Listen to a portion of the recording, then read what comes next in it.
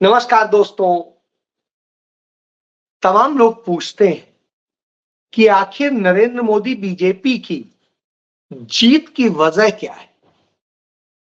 जब इसको माइन्यूटली पूरे हिंदुस्तान का जब आप देखेंगे कि क्या वजह रही है कि चुनावी जीत भाजपा को तमाम जगह मिल गई है, जहां उसको कोई वोट नहीं देना चाहता था, मोदी का चेहरा नहीं देखना चाहता था, तब आपको एक चीज उसके केंद्र में मिलेगी, सेंटर में मिलेगी। वो मिलेगी बटोगे तो कटोगे, यानी आपके बीच बंटवारा करना है, आपको तोड़ना है और आपके अंदर नफरत पैदा करना है। यही नहीं, नरेंद्र मोदी खुद कहते हैं घर छोड़ दिया, लेकिन आप देखिए जिस तरीके से 2014 के बाद में उनके परिवार, उनके भाई हो, उनके रिश्तेदार हो, उनके बहनोई हो, वो सब कैसे उनका व्यापार व्यवसाय सब कुछ फला फूला है। तमाम लोगों को तमाम राज्य में पद भी मिल गए, हालांकि उस दर्जे में उनकी योग्यता कहीं नहीं थी। इलेक्टोरल पॉलिटिक्स में भले वो ना आए हो, लेकिन उनको तमाम लाभ देने का काम किया गया। फिर नरेंद्र मोदी ने जिस तरीके से अपनी पत्नी को छोड़ा और उसके बाद में देश की महिलाओं को उनके हक देने की बात करते हैं, लेकिन सबको छीनते हैं। इसके बाद में भाई बहन तक को उन्होंने नहीं छोड़ा, आपके परिवारों में तोड़ कर आया है। देवरानी जेठानी को लड़ा देंगे, भाई भाई को लड़ा देंगे, भाई बहन को लड़ा देंगे और न जाने किसको किसको लड़ा देंगे। तो साहब यह काम करते हैं, वो देश को भी बांटते हैं, समाज को भी बांटते हैं, परिवारों को भी बांटते हैं, जाति को भी बांटते हैं और धर्म को भी बांटते हैं। अपनी सुविधा अनुसार बंटवारा करते हैं और जहां कोई वर्ग नहीं रहे तो वहां पर वो ऊंच नीच और दूसरी चीजें करके कारपोरेट और दूसरे बंटवारा करते हैं। बिजनेस में भी यदि आप देखिए, उसमें भी बंटवारा कर देते हैं। एक टॉप बिजनेस क्लास है जो 1% भी नहीं है हिंदुस्तान का, उसको सब कुछ दे देते हैं और बाकी को बर्बाद कर लेते हैं, उनका सारा व्यवसाय छीन करके उन्हें उनका गुलाम बनाने का काम करते हैं। तो सिर्फ और सिर्फ राजनीति करते हैं और राजनीतिक गोटियां खेलते हैं। स्वाभाविक सी बात है, इससे हम आप इनकार भी नहीं करेंगे, वो राजनीतिक व्यक्ति हैं तो वही करेंगे। तमाम बार नफरत फैलाने के लिए जो खेल शुरू हुए, 2002 के गोधरा के दंगे हों या गुजरात के और तमाम हिस्सों के दंगे हों, जिस तरीके से मुस्लिम समुदाय पर हमले किए गए, सब कुछ किया गया। उसके बाद में यह सोचा जाता था कि जब वो एक मस्जिद के उधर पर कार्यक्रम में गए थे मुसलमानों के और टोपी दी जा रही थी, तो उसमें बोले नहीं मैं टोपी नहीं पहनता। और उसके बाद में स्थिति यह है कि अभी ब्रिक्स के सम्मेलन में गए, वहां पर सऊदी अरब के जो शेख हैं, जो शाह हैं, उनसे गले मिलने, उनसे चिपटने, उनके पीछे लिपटने के कोई भी मौका नहीं छोड़ रहे। तो इससे आप समझ लीजिए कि नरेंद्र मोदी को रईसों से, उन लोगों से, एलीट क्लास से कोई परेशानी नहीं, उन्हें तो निचले तबके से परेशानी। यह उनका वास्तविक चेहरा है। बहरहाल इसके लिए वो तमाम साजिशें रचते हैं, उन साजिशों में अदालतों का भी इस्तेमाल होता है। बहरहाल इसी को बताता हूं, वो पार्टियां जिनके साथ कभी दोस्ती और तमाम जन्म जन्मांतर के रिश्ते बताया करते थे, एक समय में उन्हें बर्बाद करने का काम करते हैं। पंजाब में शिरोमणि अकाली दल बादल है, उसको इन्होंने खत्म कर दिया। आज यह हालत है कि जब वहां उपचुनाव हो रहे हैं तो वह पार्टी चुनाव तक नहीं लड़ने जा रही, यह हालत कर दी है उसकी। उधर शिवसेना के 2 टुकड़े कर दिए। जिन शरद पवार को अपनी राजनीति का गुरु बताते थे, उन शरद पवार की पार्टी को भी इन्होंने तोड़ के खत्म कर दिया। इस तरह देश के तमाम हिस्सों में किया है।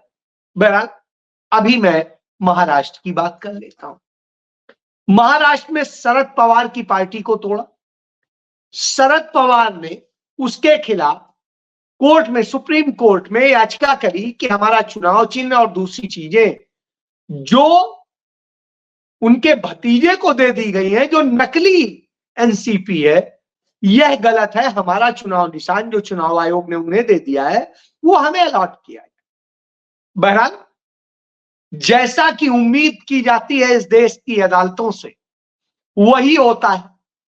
और आज की डेट में क्या उम्मीद की जाती है कि साहब फैसला तो मोदी जी के साथ खड़े व्यक्ति के पक्ष में आएगा। आ गया फैसला।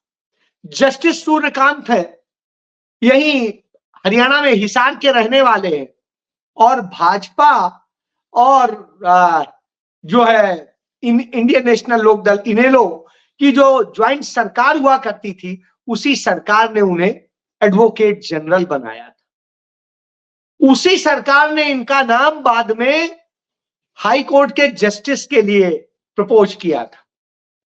पंजाब हरियाणा हाई कोर्ट में जस्टिस रहे। मैं चूंकि बहुत अच्छे से जानता हूं, इसलिए मैं जानता हूं उनके क्या रिश्ते हैं। और हिसार का जो क्षेत्र है उधर का, वो गढ़ माना जाता है बीजेपी का। तो आप यह एक समझिए। एक जस्टिस है दीपांकर दत्ता, वो भी आरएसएस से जुड़े हुए हैं। एक जस्टिस है उज्जवल भुइयां, और उनके बारे में भी यही खबर है। बहरहाल मैं इस पे नहीं जाऊंगा। जजमेंट वही आया जो आना चाहिए था।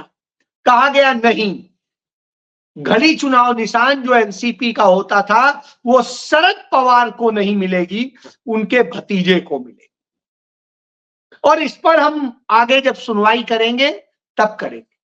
अब आप सोचिए, वहां चुनाव होने जा रहा है, और जहां चुनाव होने जा रहा हो, कल्पना करिए, रीजनल पार्टी के लिए रीजनल चुनाव ही मायने रखता है, तो उस पार्टी के लिए महाराष्ट्र का चुनाव मायने रखता है।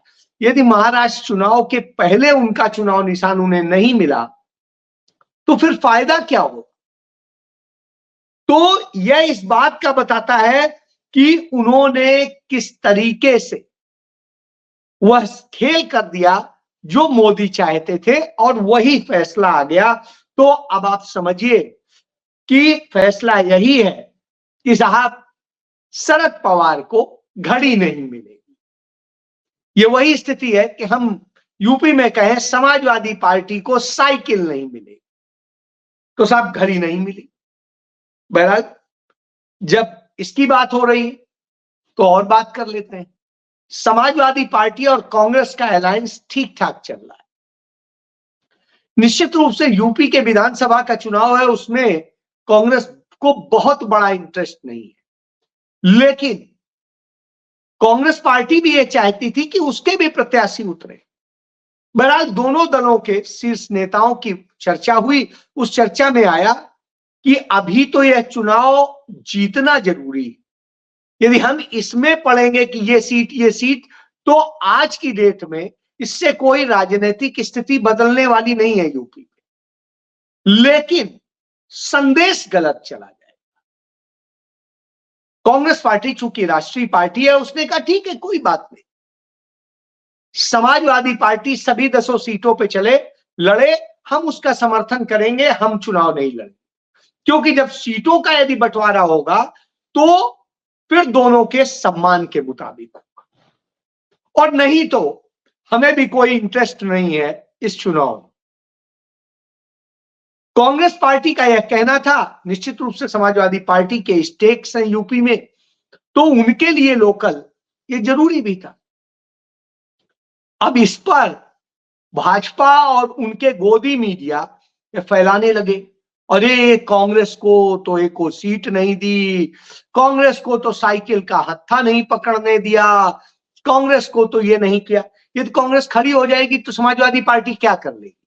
10 के 10 सीट पे खड़ी हो जाएगी, निश्चित रूप से समाजवादी पार्टी को हराने का काम कर देगी। इसलिए ऐसे समय में सैक्रिफाइस किया जाता है।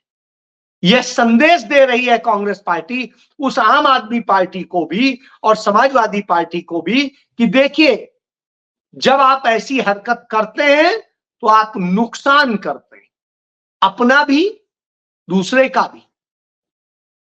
आप या तो बहुत इतने मजबूत हो कि आप सीट निकाल सकते हैं बगैर किसी सहारे, तो ऐसी स्थिति में निश्चित रूप से हरियाणा में जो हुआ, आम आदमी पार्टी ने जो किया, उसने सिर्फ हरवाने का काम किया खड़े होके, और कोई काम नहीं किया। उसे 7 सीटें दी जा रही थी कांग्रेस से, और वो 12 सीटें चाहिए हैं, इतनी सीटें चाहिए हैं, 20 सीटें चाहिए, इसके चक्कर में वो गठबंधन नहीं हो पाया, और नतीजा ये हुआ, उनकी तो जमानतें जब्त हुई। यहां कांग्रेस पार्टी वहां सरकार बनाने की स्थिति में नहीं आ सकी है। ऐसी तकरीबन 10 सीटें हैं जहां इनका अंतर हार जीत को तय कर रहा। अब आप समझिए, अपनी जमानत जब्त करा के हरवा दिया कांग्रेस को, तो यदि यही करें तो फिर क्या हो? तो इसलिए अच्छा यह है कि नहीं, ठीक है, आप लड़िए, हमें कोई कंसर्न नहीं। और पहले भी उन सीटों पे कांग्रेस का कोई एमएलए था नहीं अभी, इसलिए कांग्रेस उस पर क्लेम भी नहीं कर रही थी। तो यह अपने आप में इस बात का संदेश है कि कांग्रेस ने एक बड़ा दिल दिखाया है और सपा को जीतने में सहयोग किया, लेकिन भाजपा पचा नहीं पा रही, क्योंकि उसकी हालत बिगड़ी, उसे नहीं लग रहा। वो चाह रही थी कि बंटवारा हो और कांग्रेस और सपा आपस में लड़े, और लड़े तो हम मैदान मार जाए। बहरहाल ये खेल है। अब लड़वाने परिवार की बात कर, आप देखिए कैसे करहल विधानसभा सीट, जो मुलायम सिंह परिवार की ज्यादातर सीट रही है, और यह कहें बड़े अरसे से, दशकों से वो रही है, उस सीट पर कैसे मुलायम सिंह परिवार के ही एक दामाद को एक दूसरे परिवार के सदस्य से लड़वाने का काम करते हैं। यह भारतीय जनता पार्टी है, यह फूट डालती है। तो यह उदाहरण इस बात का मौजूद है। इसी तरीके से हरियाणा में इन्होंने किया था, इसी तरीके से पंजाब में कर रहे हैं, इसी तरीके से महाराष्ट्र में कर रहे हैं। बहरहाल ये इनकी पुरानी आदत है, और इसी तरह झारखंड में भी कर रहे हैं, बिहार में भी किया था। तो यह स्थिति है।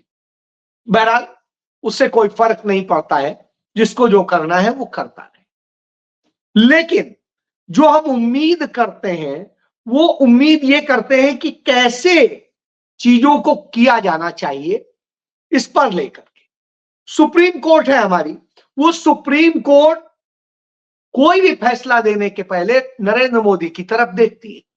इसको लेकर के जस्टिस मार्कंडेय काटजू, जो बहुत सीनियर जस्टिस रहे हैं सुप्रीम कोर्ट के, चीफ जस्टिस रहे हैं तमाम हाई कोर्ट्स के, वो एक चीज कहते हैं।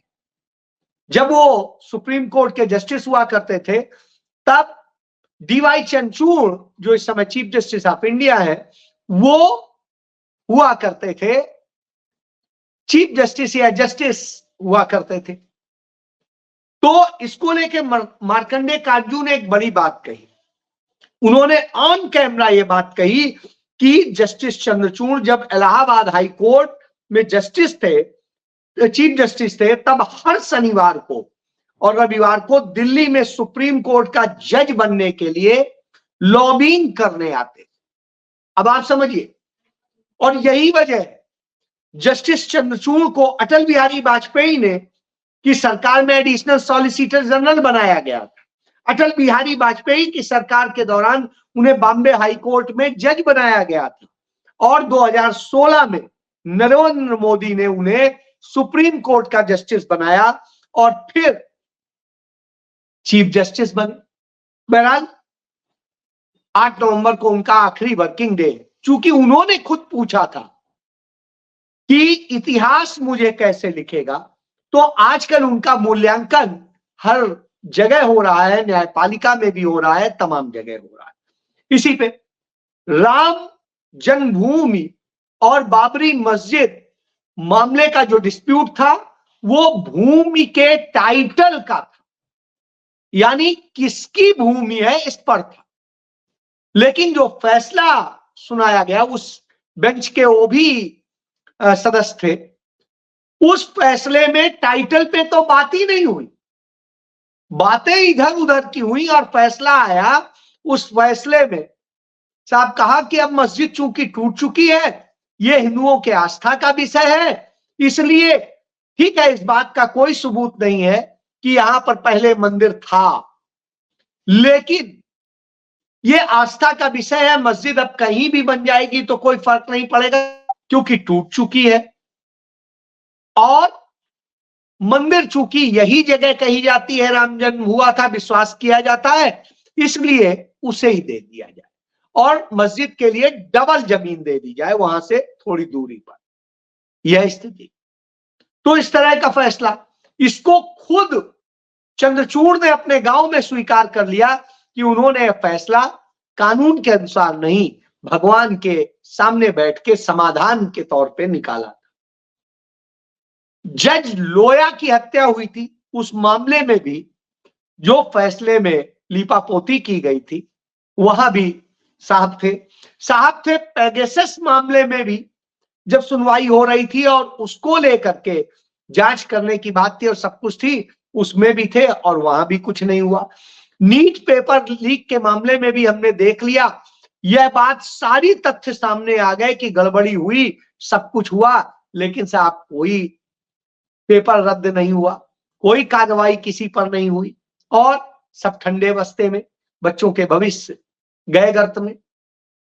हमने देखा चंडीगढ़ में जिस तरीके से इलेक्शन को लूटा गया, अनिल मसीह ने, चुनाव अधिकारी ने किस तरीके से बेईमानी की, वो सामने आ गया, ऑन कैमरा सामने आ गया। उसमें चुनाव तो इधर उधर कर दिया, लेकिन आज तक अनिल मसीह के खिलाफ एफआईआर दर्ज नहीं की गई और अदालत ने कोई आदेश नहीं दिया। अदालत ने कोई आदेश नहीं दिया कि इलेक्टोरल बॉन्ड में गड़बड़ी की गई, लूटा गया है और सारी गड़बड़ी हुई, उस पर कोई आदेश दिया। और सरकार जिस तरीके से काम कर रही है, अब सरकार मैं इसलिए कह रहा हूं जस्टिस नहीं है, सरकार, क्योंकि सरकार के मुताबिक कर रहे हैं, तो ये आप समझिए। देश में लगातार रेप हो रहे हैं और बहुत कुछ हो रहा है, और अभी तो बता दूं कि सीधे सीधे जो राधा स्वामी सत्संग ब्यास का जो डेरा है बुलंदशहर में, उसमें 2 साध्वियों के साथ में रेप हुआ है, गैंग रेप हुआ है, वो प्रेग्नेंट हो गई, नाबालिग है, और आप सोचिए कोई कॉग्निजेंस नहीं। आपने देखा कि किस तरीके से तमिलनाडु का वो जो अपने आप को सदगुरु कहता है, उसके मामले में जांच तक नहीं करने दी, जो हाई कोर्ट ने जांच का आदेश दिया था उसे भी रोक दिया। हमने स्टेन स्वामी देखा, हमने और दूसरे मामले देखे, हर चीज में, चाहे साईं बाबा हो चाहे और दूसरे हो, इन किसी भी मामलों में उन्होंने सुनने से इनकार कर, देखने से इनकार कर। तमाम इस दुनिया में है, तमाम चले गए, लेकिन सच ये है कि कुछ नहीं हुआ, क्योंकि ये मोदी मॉडल है, ये गुजरात मॉडल है, इसमें इसी तरीके से होता है। न्यायपालिका, विधायिका, कार्यपालिका, अफसर, जो तमाम संवैधानिक संस्थाएं हैं, चुनाव आयोग, ये सब को जोड़कर एक कॉकस बनाया जाता है कि कैसे सत्ता में हमें बनाए रखना है, और आपको सुनना नहीं है, देखना नहीं है, आपको ये करना है, और आप बैठ जाइए, आप वही कीजिए जो हम चाहते हैं।